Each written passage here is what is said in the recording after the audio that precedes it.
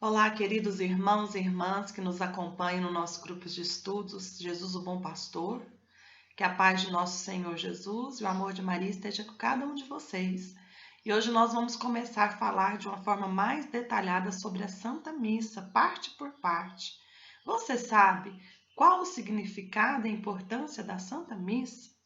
Então é algo que a gente precisa entender muito profundamente, porque muito mais do que participar, nós precisamos vivenciar a Santa Missa. Lembrando que o católico não assiste à missa. O católico participa, ele mergulha profundamente no mistério da Santa Missa. E a Santa Missa também é chamada de outros nomes, como Ceia do Senhor, Eucaristia, celebração eucarística, liturgia e fração do pão. Afinal, qual é o significado da palavra missa? Bem, a palavra missa vem do latim e significa enviada. Ela já começou a ser usada lá do século 6 e 7 para descrever a celebração eucarística, esse rito litúrgico central, importantíssimo da Santa Igreja Católica. Então, o termo missa vem das palavras que são ditas ao final da celebração. Em latim, it missa est, que significa ide, o envio está feito. Então, na antiguidade, a missa significava apenas essa despedida, mas com o passar do tempo ela foi adquirindo um significado mais profundo, um significado de missão. Então, nós que somos participantes da missa, somos enviados a anunciar a palavra de Deus, sustentados pela Eucaristia. Então, a liturgia, ou outro nome da Santa Missa, é um culto público que o povo presta a Deus e que foi instituído pelo próprio Cristo na sua última ceia com seus apóstolos. Então, na ceia do Senhor, o povo de Deus é convocado e reunido sob a presidência do sacerdote que faz ali para nós o papel de Cristo. E juntos nós celebramos o sacrifício eucarístico.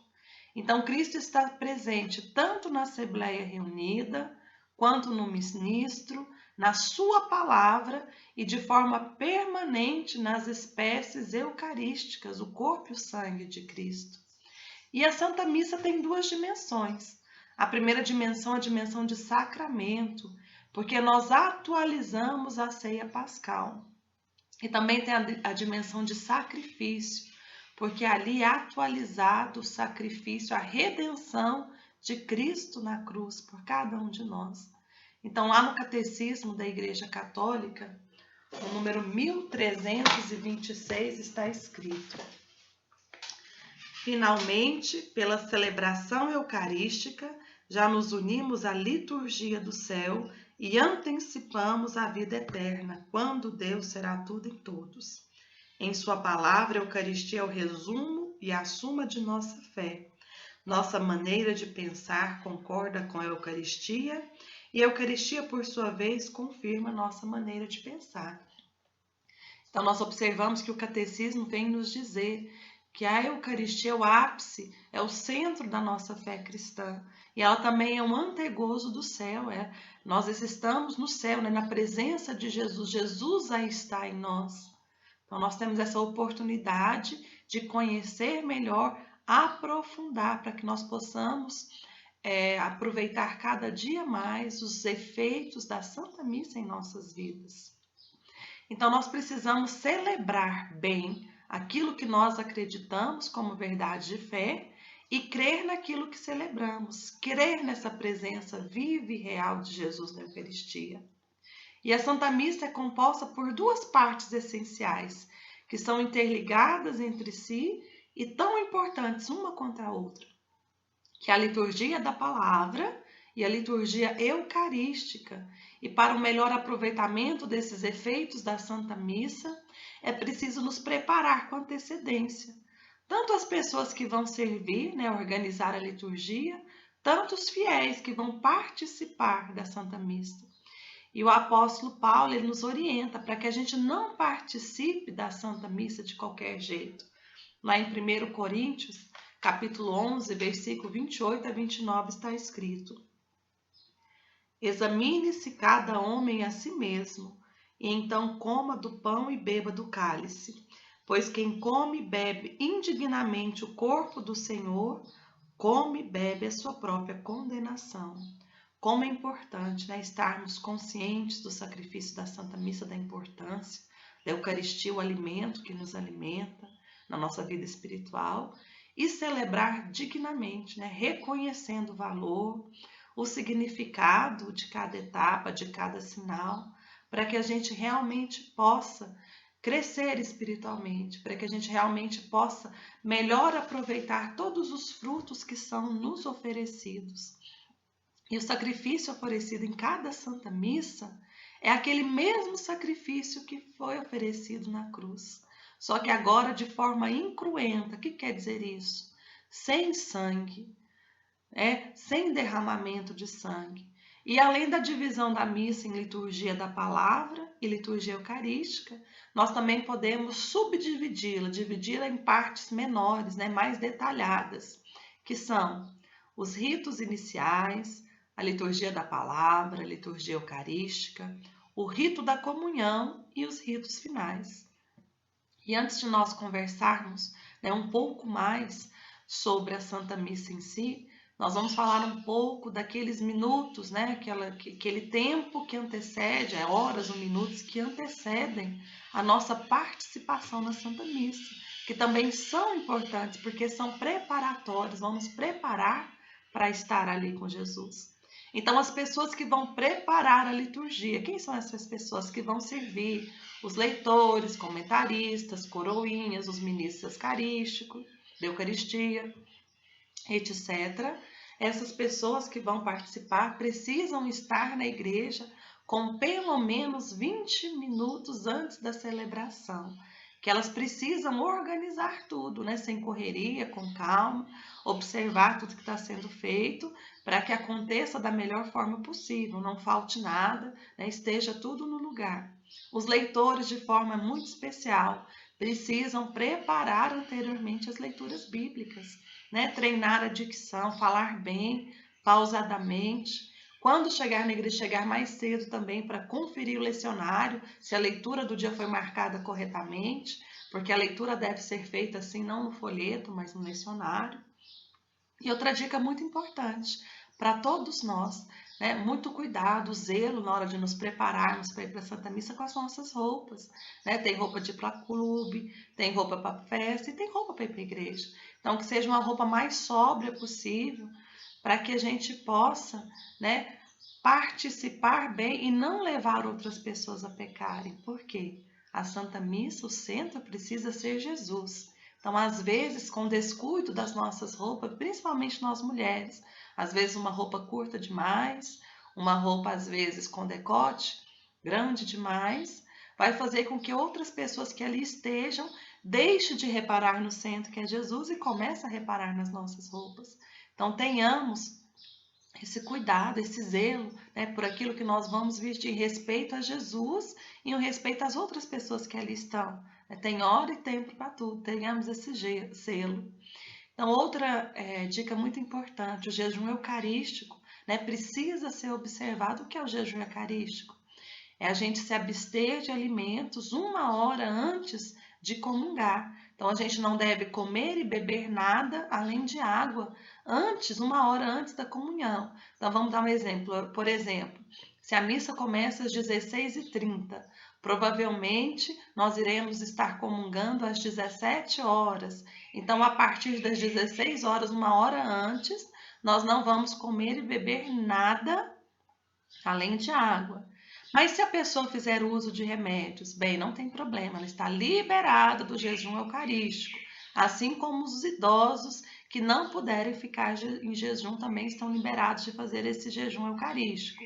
Os fiéis que vão participar da missa também devem se esforçar para chegar com antecedência, tanto que é ruim a gente chegar atrasado na missa, às vezes até já começou, a gente já chega assim, meio atarefado, cheio de preocupações. Não, que a gente busque chegar pelo menos 10 minutos antes, mantenhamos em silêncio, porque ali é a casa de oração, se precisar conversar, que a gente conversa de forma muito discreta, né? Tenhamos a oportunidade de chegar mais cedo também para visitar o Santíssimo, Jesus ali que nos espera no sacrário, para fazer a nossa adoração, entregar as nossas vidas, até as nossas intenções para aquela missa, os nossos pedidos especiais. Então, são alguns pequenos detalhes que fazem a diferença, né? Que a gente mostra a dignidade da Santa Missa e mostra que nós também estamos empenhados em participar bem daquela situação. Então, a gente observa se o sacrário, quando a gente chega na Santa Missa, a primeira coisa que nós devemos fazer, o sinal da Santa Cruz, o sinal do cristão. Em seguida, aqui no Planalto, como em Firminópolis, como o sacrário fica na sala do Santíssimo, ao lado do altar, né? Nós não temos o sacrário lá no presbitério. Então, a gente deve fazer no altar uma vênia profunda, né? Uma inclinação profunda, que vai até a cintura, né? Aquela inclinação que a gente faz diante do altar. Quando no altar você participar de alguma missa, que no altar estiver o sacrário, que a gente observa o sacrário, né? Tem aquela luzinha do lado. Nós fazemos então a genuflexão. O que é a genuflexão? É nos ajoelhar, tocar com o nosso joelho, manter a perna esquerda flexionada, tocar com o nosso joelho direito o chão, né? Inclinando a cabeça, em reverência à presença de Jesus. Então, lembrando, se o sacrário for no presbitério, atrás do altar, a gente faz genuflexão.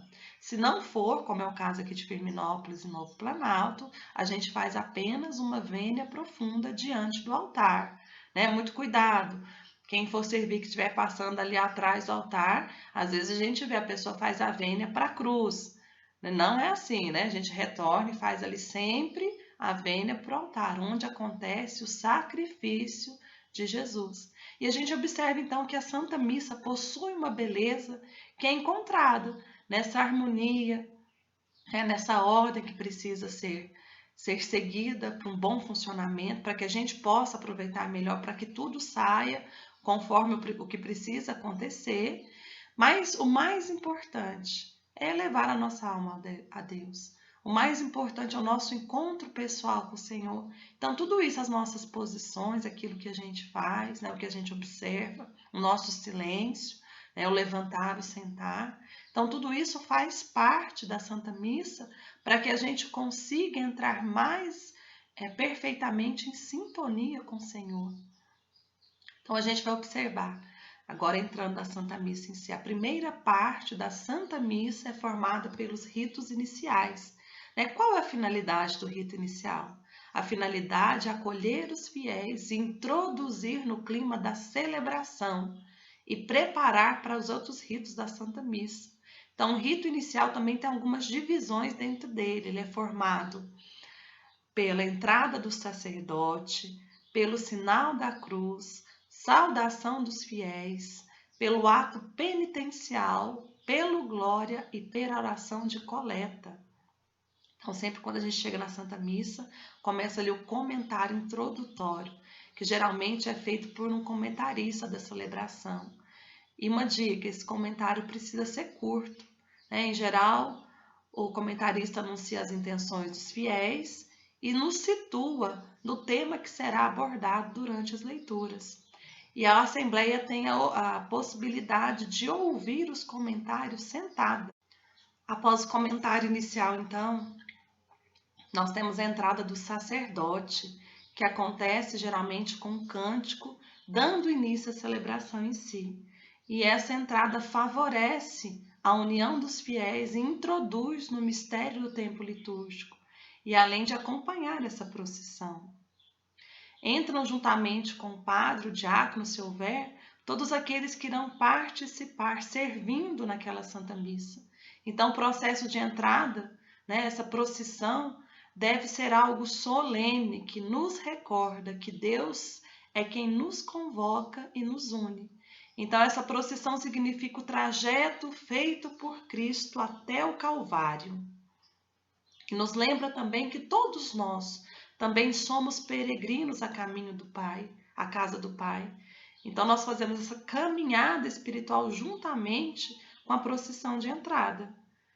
E a assembleia deve toda ficar de pé e cantando juntos o canto de entrada em comunhão. Então, chegando ao presbitério, os participantes da procissão, então, eles saudam o altar com a inclinação profunda, né, como eu falei anteriormente, com uma vênia profunda, e antes de tomar os seus lugares. E o sacerdote e o diácono, em sinal de veneração, se aproximam e beijam o altar. Por quê? Porque ali é o local sagrado onde Cristo se faz presente. E esse beijo é endereçado então ao próprio Jesus, que estará ali, né, em sacrifício por cada um de nós na Eucaristia. E terminando então o cântico de entrada, o sacerdote junto à sua cadeira e toda a assembleia de fiéis traçam sobre si o sinal da cruz, que é o símbolo de nós, cada um de nós cristãos. Em seguida vem a saudação do sacerdote, que nos faz sentir comunidade reunida na presença do Senhor.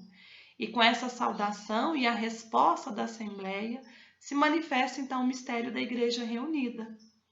E após a saudação, na antífona de entrada, o sacerdote então introduz a comunidade na missa do dia, com pequenas palavras, né? Explica melhor aquela missa que será celebrada naquele dia. E em seguida, então, vem um ato penitencial que nos convida a pedir perdão a Deus por nossos pecados. E é bom lembrar que neste momento são perdoados os pecados veniais. Os pecados mortais precisam ser confessados pessoalmente com o sacerdote. E o ato penitencial deve ser feito, então, por toda a comunidade, através da fórmula de confissão geral, que é aquela que geralmente a gente reza, né? Confessa a Deus Todo-Poderoso, e a vós, irmãos e irmãs, etc. E também pela nossa oração pessoal, enquanto nós cantamos o cântico penitencial, o cântico do perdão, que geralmente tem a fórmula: Senhor, tem de piedade de nós, Cristo tem de piedade de nós, Senhor, tem de piedade de nós. Se não é cantado nesse cântico do perdão, depois o sacerdote no final, antes da absolvição, ele fala nessa fórmula então. E o ato penitencial tem a função de nos abrir à conversão. Ele faz-nos reconhecer pecadores e necessitados dessa purificação, dessa transformação, além de nos preparar também para ouvir a palavra de Deus, para a Eucaristia. Então, o ato penitencial termina com a absolvição dos pecados pelo sacerdote. E durante o ato penitencial, a posição da Assembleia deve ser de permanecer de pé. Algumas pessoas têm o hábito de se ajoelhar. É errado? Não, não é errado.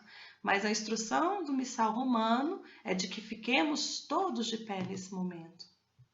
Em seguida, então, nós temos o canto do Glória, que é um antigo e venerável hino com que a igreja, que é congregada no Espírito Santo, glorifica tanto a Deus como a Jesus, o Cordeiro Santo do Senhor. E é cantado Glória só nos domingos, né? Fora dos domingos do Advento e da Quaresma, e é cantado também nas festas e solenidades da igreja. E nós devemos bater palmas ou não no canto de glória? E esse assunto é um assunto bastante polêmico. Vários papas já orientaram os fiéis para que não batessem palma dentro da igreja, né? Porque o altar é o lugar do sacrifício de Cristo. Mas é pecado bater palmas? Não, não é pecado. E acaba que acontece que bater palmas é algo que faz parte da cultura do povo brasileiro em demonstrar a sua alegria. Então a gente tem que ter muita parcimônia, né? Muito equilíbrio nessa questão das palmas. Não precisamos banir definitivamente as palmas, mas usá-las com decoro. Então a liturgia permite aplausos em ocasiões restritas, como acolher um novo batizado, no consentimento do matrimônio, né, na criação de novos cardeais e na posse de novos párocos. Então, fora dessas situações, as palmas não são indicadas segundo o missal romano. E qual deve ser a posição da Assembleia durante o canto do Glória? De pé, né, pronto, dispostas, né, com a sua voz, com o seu coração, glorificando o Senhor. Em seguida, então, vem a oração da coleta, que é a oração onde o sacerdote convida a comunidade com Ele em oração e também se recolher em alguns momentos, alguns instantes em silêncio, onde nós formulamos as nossas próprias intenções pessoais. Eu já falei sobre isso, em outro encontro, para que nesse momento nós façamos as nossas orações particulares para a intenção daquela missa que nós vamos receber. As orações, então, daquele dia, feitas pelo sacerdote, se dirigem de forma habitual a Deus Pai, por Cristo, no Espírito Santo, com toda a comunidade. Quando o padre fala, oremos, então nós todos juntos lemos aquela oração, nos dirigindo a Deus Pai, Filho, no Espírito Santo. E com essa oração termina então o rito inicial da Santa Missa, lembrando mais uma vez que os fiéis devem permanecer de pé desde o início do cântico de entrada até essa oração de coleta, ou seja, durante todo o rito inicial, nós permanecemos em pé. Em seguida, então, aos ritos iniciais, vem a liturgia da palavra. E nas celebrações da Santa Missa, nós estamos diante de duas mesas, a mesa da palavra de Deus e a mesa do pão do Senhor. E ambas as mesas são importantes e nos alimentam na nossa vida espiritual. Na mesa da palavra de Deus, Deus fala e nós escutamos e somos chamados a viver aquilo que a palavra proferida nos indicou naquele dia. Porque a palavra de Deus é uma palavra que nos fecunda o nosso coração. E a liturgia da palavra é composta pelas leituras da Sagrada Escritura, pela homilia, profissão de fé e pela oração universal. Então, nas leituras semanais, exceto aos domingos e solenidades, nós temos uma leitura do Antigo Testamento, o Salmo e a leitura do Evangelho. E nos domingos é feita uma segunda leitura após o Salmo. E essa segunda leitura geralmente é tirada do Novo Testamento. Então, todas as leituras são escolhidas conforme o ano litúrgico, A, B ou C. Então, agora em 2021, nós estamos no ano litúrgico B, com maior ênfase ao Evangelho de São Marcos. Então, quando se lê as Sagradas Escrituras, é o próprio Deus que fala ao seu povo. É o próprio Deus que vem até nós. E a Assembleia deve, então, escutar com muito respeito, atenção e veneração. E quem é leitor precisa treinar bem antes e falar de forma pausada, sem correria, para que todos possam entender bem. E a primeira leitura geralmente é tirada do Antigo Testamento e nos convida a compreender o caminho do povo de Deus, a fidelidade e a providência divina. Então, o Antigo Testamento ele nos prepara para a vinda de Cristo.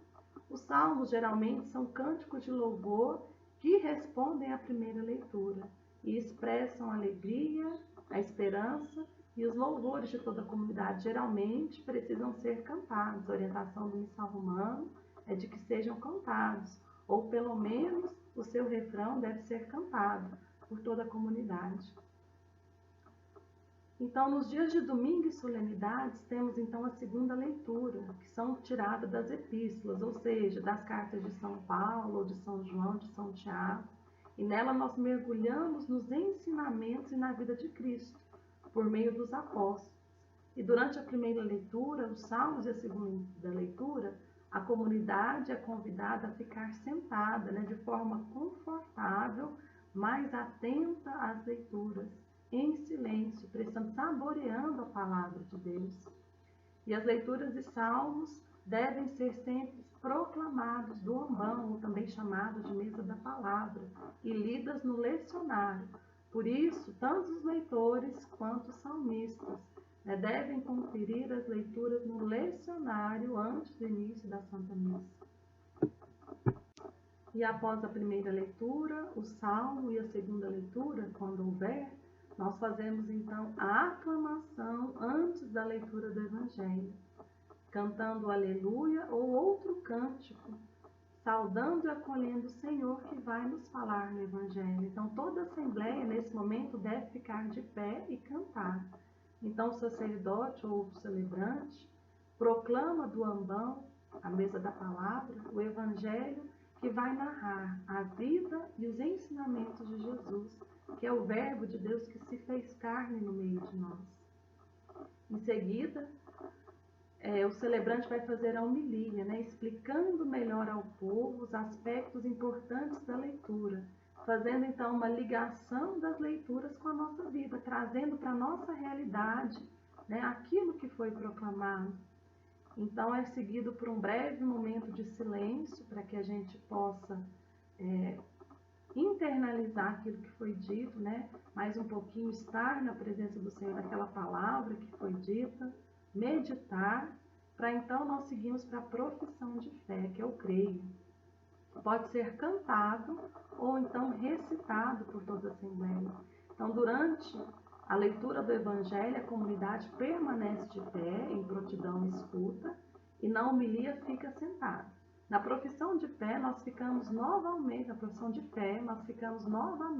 em pé.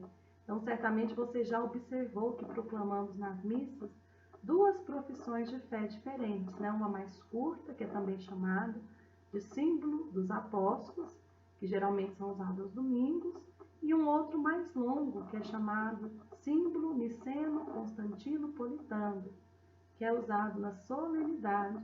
Tanto os do um quanto o outro, ambos os credos, relatam aquilo que cremos enquanto igreja, as nossas verdades de fé básicas. Então, após essa profissão de fé, nós temos a oração universal, que é a última parte da liturgia da palavra, que é também chamado de prece ou oração dos fiéis. E apresentamos, através das nossas preces, as nossas intenções pela salvação de todos. Normalmente, a ordem das intenções é: primeiro reza-se pelas necessidades da igreja, depois pelas autoridades civis e pela salvação do mundo inteiro. Depois reza-se por aqueles que sofrem por dificuldades. Então, rezamos pela comunidade local. Em celebrações especiais, a ordem dessas intenções vão se acomodar às circunstâncias. Por exemplo, em crisma, matrimônio, exéquias, nós fazemos orações especiais por essas situações. Então, de forma habitual, as preces devem ser proclamadas do ambão e o povo permanece em pé, respondendo juntos, ao final de cada prece, o refrão daquele dia. Um refrão muito comum que a gente observa de resposta das preces é: Senhor, escutai a nossa prece. Termina então a liturgia da palavra, né? Hoje nós falamos um pouco sobre os ritos iniciais, sobre a liturgia da palavra. No próximo encontro nós vamos continuar terminando as partes da Santa Missa, né, de forma mais minuciosa. Eu agradeço a sua presença, continuo afirmando para você entrar nos comentários ao final dos nossos vídeos, para participar também do nosso material de estudo, é muito importante para crescermos na fé. Eu desejo a você uma ótima e abençoada semana. E continuemos todos selados e abençoados em nome de Deus que é Pai, Filho e Espírito Santo. Amém.